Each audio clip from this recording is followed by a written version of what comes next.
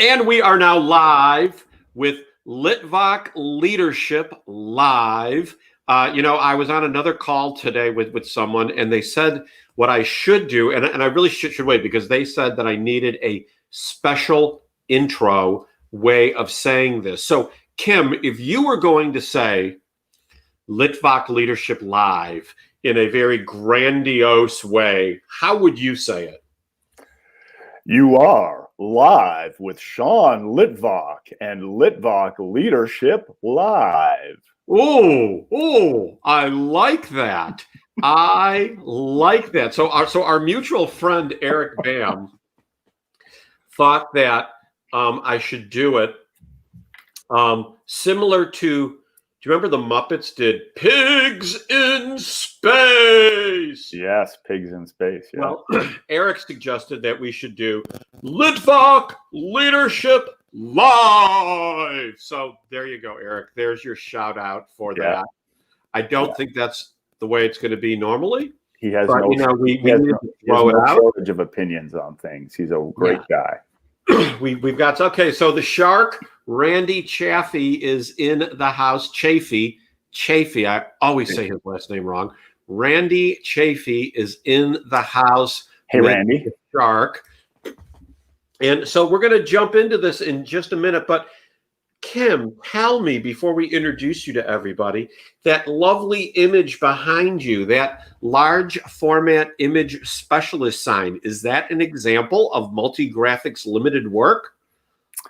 The big, huge Canadian flag that was produced for the Hotel Georgia during the Vancouver 2010, the Winter Olympic Games, is an example of the work that our company Multigraphics does. So if you want large, if you want big, if you want your company to be visible with their real estate development projects, their special events, their sports competitions, any of their experiential marketing campaigns, please visit us at multigraphics.ca.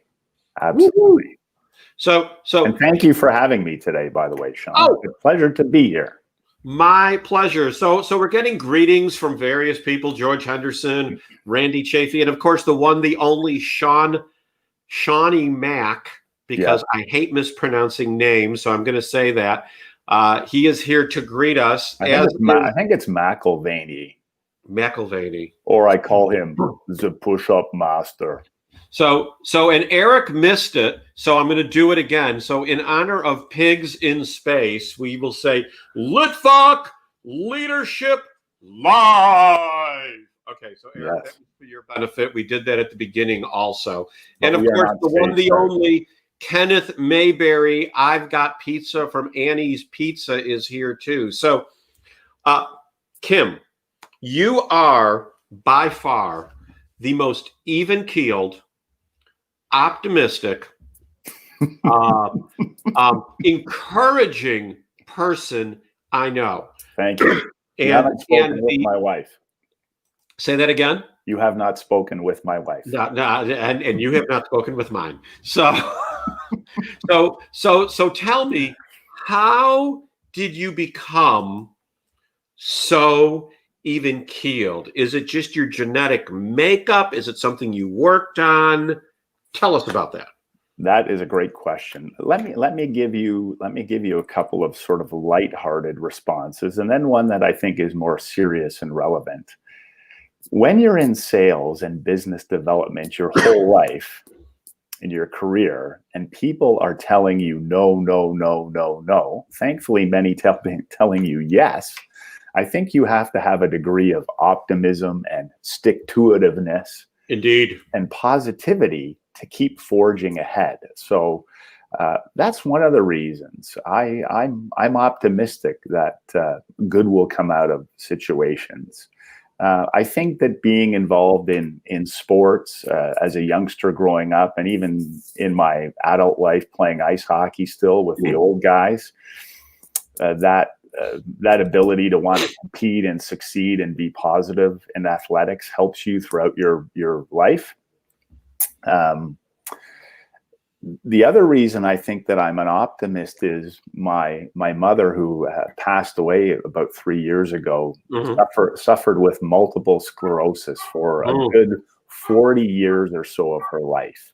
Wow. She was either bedridden, in a wheelchair, struggling to really just to thrive and succeed in life. And I never heard my mother complain. So when I think about the physical challenges and pain my mother lived in for 4 decades plus, oh my, and she was always a bright light, never complained. How can I not be positive? How can we not be positive? We all have challenges. Indeed. So for me, there's always a positive side to things, and I'm generally a fun-loving, easygoing guy. And so while I face stress and strain like we all do, I know there's light at the end of the tunnel. I hope that answer helps. Oh, it helps tremendously. I mean, you and I have talked, and you're not so much a Facebook guy. You said you had actually joined Facebook because of the Gittimer course that we both signed up for, and that's how we met. And I'm sure you see, though, on Facebook, people that, Facebook is supposed to be the highlight reel. Yes. Well, if that's the highlight of some people's lives where they're whining, complaining, and kvetching, I would hate to see what the non-highlight reel is. And you're absolutely so even. You're like the ducks that I saw in the pond today that were headed towards the swans. One of the swans squawked, and the duck just moved. Let's see, you can't see my hand. Just moved ever so slightly and went the other way. It was unbelievable. So Eric says, we're cool, baby. We're cool. Watching Kim deal with a job search during COVID was nothing short of courageous and inspiring. How hard was that process? So why don't you tell us about that? I'll preface it with what I understood was one day we were all in our Megamind call, and you basically said, "Hey, guess who's unemployed?" Of course, that's not how you said it, but that was basically the gist of it. So go on from there. Guess who's looking for a new, exciting adventure? There you go. But on a serious note, yes, the past 13 years, I've been involved in the event marketing and branding space. So we support our clients with their marketing campaigns and the signage they would need to engage with their customers. And when there's no marketing campaigns, when budgets are cut, when there are no sports competitions, festivals, events, guess what happens? No need for signage. No. So the company I was with the last 2 years made changes, let a number of people go. I was let go in early July. And long story short, joined Multi-Graphics September 1st. So it was a very short break for me. I did a lot of work, had the help with this great Megamind team that we belong to, and their support and encouragement. I was reading 2 or 3 books about starting a new career. I had some executive coach help. But on a more serious and related note, the challenge that I went through, as traumatic as it may seem at first listen, realistically, it was challenging and traumatic, but there are so many people that face much greater stresses and strains that I do. My amazing wife has a fantastic career. We had a source of income coming in. We also had savings. So we're not on easy street, but I had time to figure things out, and I sort of figured, it might be 3 months minimum, but it was 2 months. Absolutely. So you have to have perspective. That's my belief. You were employed not only rather quickly, but I remember you had options. Yes. As to whom you wished to associate yourself with moving forward. Yes, thank you. Yeah, I did have 3 or 4 choices, which was great, and felt a real connection with the team here at Multi-Graphics. Funny enough, my first meeting, the interview, so to speak, was 2 3/4 hours. Can you imagine that? That's long. We just hit it. We hit it off. That's good, though. I thought it would be an hour. If they give you 20 minutes, then you're not the guy. But 2 and 3/4 hours. So did they ask you this really difficult question during the interview process? And that question is, what kind of chocolate is the chocolate Kim Hubbs says, I want chocolate, this is what I want? They did not. They did not. But if they did, it probably would have been a 4-hour meeting because I'm addicted to chocolate. Oh, are you? So what is your favorite chocolate and why? I don't think there is not a favorite. I love decent, good quality dark chocolate, but there have been times when I've been given into temptation and the tub of ice cream or the large bag of M&Ms or the Hershey bar just gets consumed like a ravenous bear. So hence the need to go to the gym every day. But I love chocolate. Yeah, that's a weakness. That's an addiction. So at the gym every day, what is your favorite day? Because you've probably got this day I'm working on chest. This day I'm working on arms. This is the day I bench press. Like Arnold Schwarzenegger. Like you do. What is your favorite day? What are those exercises that you look forward to? This will sound silly, but every day is different. Yesterday I was on the spin bike and doing some weights. The day before I was on the dreaded rowing machine, the ergometer, hating it. Oh, I hate the rowing machine. Yeah, it's a bugger, but you do it. My 2 daughters are varsity rowers at university, so I'm trying to keep up with them. Now, my favorite is probably running, jogging, although my left knee is a little wonky. So I haven't done as much of that, but I like it because it's so freeing. You can do it anywhere. You can do it in the gym on the treadmill, or you can do it outdoors if you happen to be traveling on a family vacation or work, although there won't be much work travel. Then you can bring the running shoes with you and the shorts and go. So, but I like variety. Variety is what keeps it interesting. I don't want to do the same exercise every single day. So our friend Shawnee Mack, the push-up master, does 145 push-ups a day. I mean, I think he does 400. He does 400 a day. 400. Yeah, I think it was something like 435 push-ups in a day. I can't imagine that. How many push-ups can you do in a day? Well, when I go to the gym, I try and rattle off 40 minimum in one go. Right. And then I'll try and do another set after that. But 450, that's way out of my realm. 440 is what Randy says Shawnee Mack's done. Wow, you see, that's unbelievable. Yeah. Yeah. I've come to realize that for me, trying to do a lot of push-ups in a row just isn't fun. I'd rather do them in sets of 10 and 12. And then do another exercise, then do 10 and 12, then do another exercise, then do 10 and 12. Yeah. So you are one half of a group of fraternal twin brothers. So if your LinkedIn photo and Facebook photo is black and white from 20 years ago, does that mean that his is in color and current? It most likely would be, because he's about an inch taller than me. He's probably 25 pounds lighter than me. Oh, okay. Well, you see, he's a guy that never misses a day of exercising. God bless him. I think the only day he missed exercising was when his first son was born. Oh, my. I've missed a few days, as my waistline would attest to.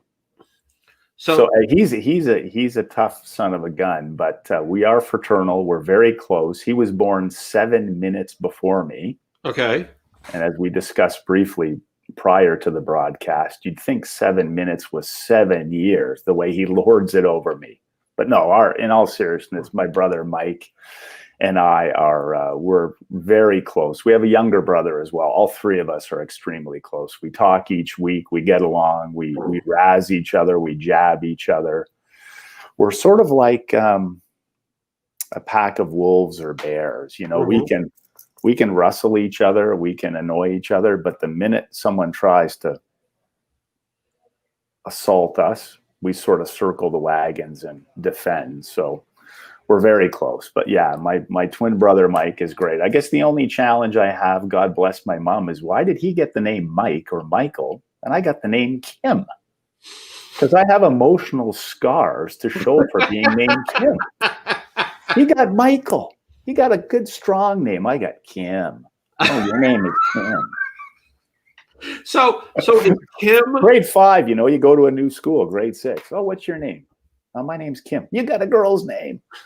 So is Kim a family name? No, Kim is. I asked my mom years and years ago, why did you name me Kim? Yeah, is it like her maiden name? No. She said I just liked the name Kim, and Kim for a guy would be cool. So there you go. Kim for a guy would be cool. Yeah. And it's funny, I don't even have a middle name. I just have Kim Hubbs. Boom. Wow. I got gypped. Wow. So back to your brother.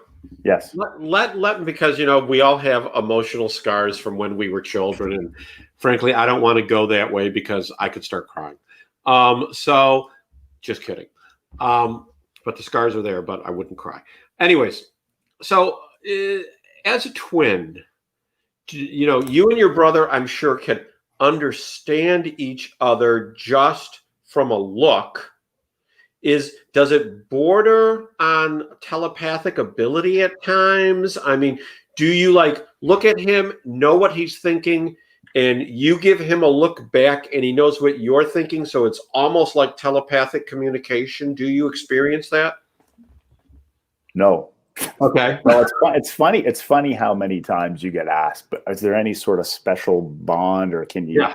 I mean, it's a great question, but no. I mean, we're very close. We understand each other. We can relate to each other. I mean, I've lived in Vancouver, British Columbia now for over 20 years. And right. He and my younger brother both live in the Toronto area, Ontario. So we're on opposite sides of the country. So we don't see each other as often as we normally would. But we're dialed into each other. We're wired the same. There's no great sensory perception going on, but no, we've gotten along great. I think the only real kerfuffle we had was in grade 9 when we were arguing over a record. Shows you how old I am at the tender age of 56. We were arguing over an LP, an old record, a 33 1/3. Yeah, a 33 1/3, and I punched him right in the nose and broke his nose. Come on now. Yeah, it was a little extreme to hit him over a record, but so records were not part of the metric system. You guys didn't refer to them as something other than 33 1/3. No.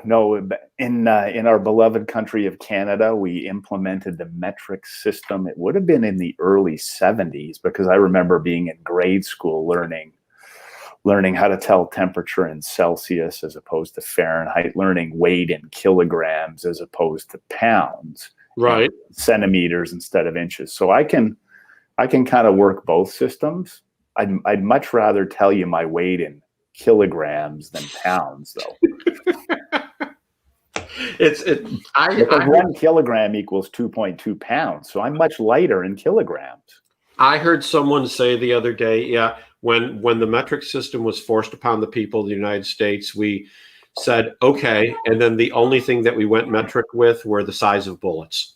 There you go. So, 9mm and whatnot. So let's talk a little bit about, you told me the other day how you and your wife have been asked to lead some young couples or young married-to-bes in marriage preparatory. Yeah, that was, that was a good 10 years ago now, or a lot more. We haven't done it in eons. Okay. Maybe we were the wrong people to do it. But okay, go on. That's a whole other. We don't have enough time for that. But the minister, Trevor, who was a great friend of mine for many years that married us, did require couples getting married in the church to go through a 6-week marriage prep program every Saturday morning for 2 or 3 hours. So we went through it. I can't believe I passed. And then subsequent to our wedding, asked if we would help lead it.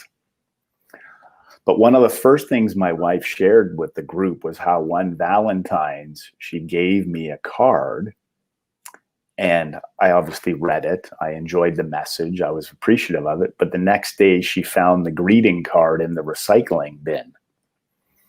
So I don't know what that message had to do with marriage prep, but maybe the lesson was, for those of you that get cards from your spouse, don't put them in the recycling bin the next day. Put them on the mantelpiece or the shelf. Yeah, save them. So I took some serious heat about that. Needless to say, if you go to my desk drawer in my home office, there's a stack of cards that I have kept. Lesson learned. Yeah, that's kind of like and I think everyone on this call or everyone on this video has been married a long time. But I'll tell you my big mistake. One Valentine's Day, times were tough at that moment, and my wife told me to get her nothing because I was gift enough. This was early on in our marriage. So I was young and foolish and believed her. Ah, yes. Reverse psychology. We've all done that at some point. Yeah. So if you are not married and watching this video, let me tell you, it's a trap. Like they say in Star Wars, it's a trap. Yes, Don't fall into it. Yeah. Buy something. Yes. So is hockey like baseball? Meaning, is hockey it's faster like baseball in the U.S. in terms of the passion of the fans or its national pastime? We give a 2-year-old a baseball bat. Heck, a 2-year-old crawling down the floor. We're handing them plastic bats. You're talking about playing hockey still, where I have yet to know how to do a serious snowplow stop, and if my life depended on it, I would fall down. Where you're like, well, that's easy. You wouldn't want to do a snowplow stop in hockey, but okay. So I'm not even calling it the right thing. You could start there. Okay, so I'm not even calling it the right thing. So how did hockey become such a passion in Canada? Do you know the history? I don't know the history. I should know the history, but understandably, when much of our country is covered in ice and snow and cold temperatures, many months of the year, it's kind of a natural pastime in sport. Although our U.S. brethren are covered in snow and ice too, much of the winter. Those way up north. Yeah, you're in the South, so I'm in the South. You're fine, no worries. Yeah. No, hockey is absolutely a huge pastime. It is our sport. It's our birthright. It's what we bleed. We want to win the Olympics, all the international championships. Yeah. And every kid puts on skates at a young age, is encouraged to play hockey. Now, I have 2 daughters. Yeah. And I would have been happy to have a son or sons. I was blessed with 2 daughters, and I'm so thrilled. But you know what I introduced them to when they were young? Hockey. Haley, our oldest, played hockey all the way through the end of high school, played rep hockey. Now, is it girls playing against girls, or is it in a women's league? Yeah. Okay. Very, very competitive, exciting. And I helped coach the team for a few years. The youngest, Jessica, loved to skate, but the minute the equipment went on, hated it. So I got one child playing hockey, and I still play men's league. So what's your earliest personal hockey memory? Not of someone else, of yourself. No, the one that I remember most is scoring the championship goal with our Pee Wee hockey team. Ooh. Yeah. Crush and brag. Ooh. As Eric Dam would say. Yeah. And do you have the trophy still? In a suburb of Ottawa, Ontario, Canada. Yes. In Orleans, or as they say, Orléans. Yeah, I scored the championship goal. That's my claim to fame. That's the highlight that I remember. Not my first memory, but I remember taking speed skating lessons. I remember getting up crazy early at 5 a.m. to go to practice in the cold.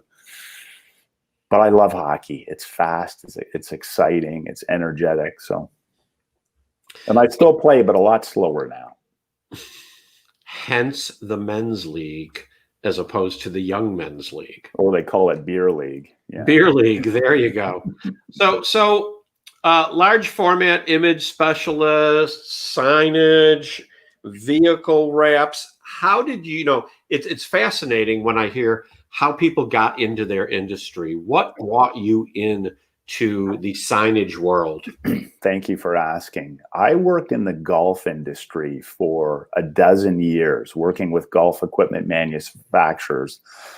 The last one being TaylorMade Golf. I'm sure a brand that many people would know that are golfing enthusiasts. And I remember going to a TaylorMade event with clients, a big, huge event, and the big buses driving into this resort and golf property. And there were TaylorMade flags and tents everywhere. And I thought, this is how you put on an event. So sometime after leaving TaylorMade, a gentleman I play hockey with that has a recruiting firm said, you should help the owner of this branding and signage company. He could use a good VP, head sales team. So I thought, I understand the benefits of highlighting your brand and creating that brand presence and visibility. So that's how I got into it. I love the variety of it. Every client has a different project or event. The wide range of customers is exciting because one day you deal with a real estate development company. The next day it could be a beer company, a sporting goods company like a TaylorMade Golf. It could be a food and beverage company. It could be a church, a school, a university, you name it. We can help anyone that wants to be noticed at their event, their project. So for me, it's exciting that way. And seeing the finished result is very gratifying. Now, the people that I know in the sign industry local to where I live have just been busy beyond busy, putting up what are Wayfinder signs? Yes. Putting stencils or stickers on the ground saying 6 foot, 6 foot, 6 foot, putting up, mask up signs, all those phrases that we've learned to love to hate. Yes. I've learned to love to hate. Making signs about all of them. Have you guys been equally as busy, and do you see that business backing off at all? Because commercial real estate has really yet to return to their buildings. It's really just manufacturing that's engaged. Where do you see your business going because of COVID over the next 6 months or year? Our business, in short, has sort of three streams to it. One is real estate development, where when a project goes up, be it an office tower, a condominium building, a large multifamily home project, all the branding around the periphery of the construction site, we produce that. Then once the buildings, the office towers, the condominiums are completed, much like you said earlier with wayfinding signage and directional signage and interior office branding, will produce that as well. That took a little bit of a bump earlier this year because projects got halted or slowed down. The other component of the business is retail branding, working with brands that have a retail presence or retailers, and that absolutely has gone quiet with people maybe not going out into stores, doing more shopping online. And then the other component of the business is one I alluded to earlier, which is festivals, events, sports competitions, conferences, and that has grown quiet as well for obvious reasons. But we're seeing an uptick in the real estate and project development side. I have no doubt the other two sectors will come along, but it's been gradual. So okay. Yeah. So Eric had a question for you, but I'm going to change the phrasing. So what do you all call Canadian bacon? Because it's not like we call bacon American bacon. What do you call? Some people refer to it as back bacon. Okay. If you ever remember watching Second City TV and those two Hoser brothers. Yes. The Mackenzie brothers, they talked about back bacon or key meal bacon. It's the thicker bacon with that coating around the sides of it. That's Canadian bacon. But I, hey, listen, my waistline would attest to the fact again that I eat all kinds of bacon. So Baconator. So when you want the go-to snack, or the comfort meal, I'll give you options. What do you go for? Number one is pizza. Number one is pizza. And I'm not just saying that because our wonderful friend Eric Van. No, seriously, I love pizza. I had pizza on Friday night, actually. So did we. I had pizza with Thursday night. We had pizza, pepperoni, sausage, onions, black olives, and hot peppers. This baby was loaded. Am I the only one who eats anchovies? No, I don't mind anchovies, but my twin brother Mike loves anchovies on pizza. I think he does it to annoy everyone else, so he gets the whole pizza to himself. Yeah. Do I have time to tell a funny pizza story? Please do. Okay. In university, my brother lived in one house with his housemates. I lived in a different house. The housemates my brother lived with were notorious that if the pizza delivery guy showed up and you ordered a pizza, you were never getting any of it, because the minute that box showed up, you had 4 other guys tackling you for it. Right. So my brother's bedroom happened to be above the front door. So he got creative. What did he do? He got one of those old plastic milk crates. Again, I'm 56, so I remember those. Yes. He attached a rope to it. And when his window overlooked the front door and the walkway up to the house, when he saw the pizza delivery guy pull in front, he would open his window, wave to the dude, lower the milk crate with the money. The pizza guy would take the payment, put the box in the crate, and my brother would haul it back up. So the guys didn't know that he had a pizza. That was the only way to guard the pizza. That's amazing. I don't hear laughter. Ingenuity. I don't hear laughter, so it must be it's genius. So we're about to hit 30 minutes. Yeah, shockingly. Where's it gone? And there's things we haven't even gotten to, but in the remaining moments and minutes that we have, what do you want to encourage people with, tell people with, have them walk away from this and say, boy, this is what I learned from Kim today? Have fun in life. Have fun with your family. Have fun with your friends. Have fun with your work colleagues. We all have stresses and strains in life. We're all busy. We have obligations. We have commitments, priorities. Have some fun. We've got one chance at this. So have fun. I said this with Alan Barise when I was speaking with him. Be positive. Indeed. There are going to be challenges. There could be challenges with your career. There could be health challenges. There could be obstacles and impediments in your work life. There's a way out through things. May not be easy, but stay positive. With continued effort and the right frame of mind, you'll learn something from it. You'll get through it. I try and start every morning. I've only been doing it the past number of months. Try to read something positive every day for the first 15 minutes of my morning, just so I can start the day with a bit of a renewed energy. I typically get up and feel great, but you want to start with that inner peace, but that energy and that go get 'em attitude. Awesome. So have fun along the way. We get one shot at this. So let's have a good time. Let's succeed and let's have fun doing it. So, ladies and gentlemen, Kim Hubbs, the most even-keeled, encouraging person that I probably know. I don't know anyone who is more even than Kim. Always has an encouraging word, and frankly, people should emulate him when they post on Facebook. Post the fun stuff, people. Post the fun stuff. So, Litvak Leadership Live. Litvak Leadership. Yes, this has been Litvak Leadership Live. And that's the last time I'll ever do it like that. Thank you, Kim. Appreciate it. Everyone else, Thank you, Sean. Be blessed. Have a wonderful day. Thank you. Peace out.